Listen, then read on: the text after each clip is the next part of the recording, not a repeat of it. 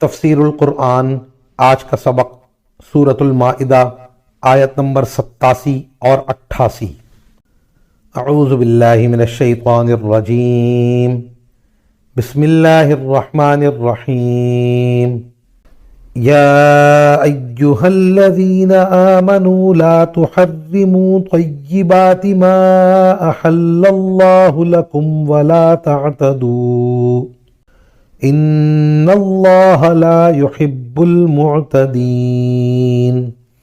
وَكُلُوا مِمَّا رَزَقَكُمُ اللَّهُ حَلَالًا طَيِّبًا وَاتَّقُوا اللَّهَ الَّذِي أَنْتُمْ بِهِ مُؤْمِنُونَ۔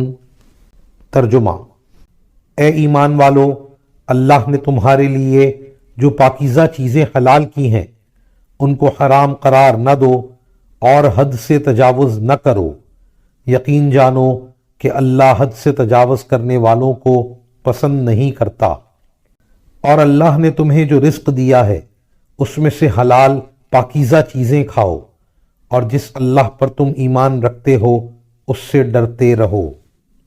ان آیات میں اللہ جل شانہ نے اول تو یہ ارشاد فرمایا کہ اللہ نے جو چیزیں حلال کر دی ہیں تم ان کو حرام قرار نہ دو۔ دوسرا حکم یہ فرمایا کہ حدود سے آگے نہ بڑھو، اور ساتھ ہی یہ بھی فرمایا کہ اللہ حد سے آگے بڑھنے والوں کو پسند نہیں فرماتا۔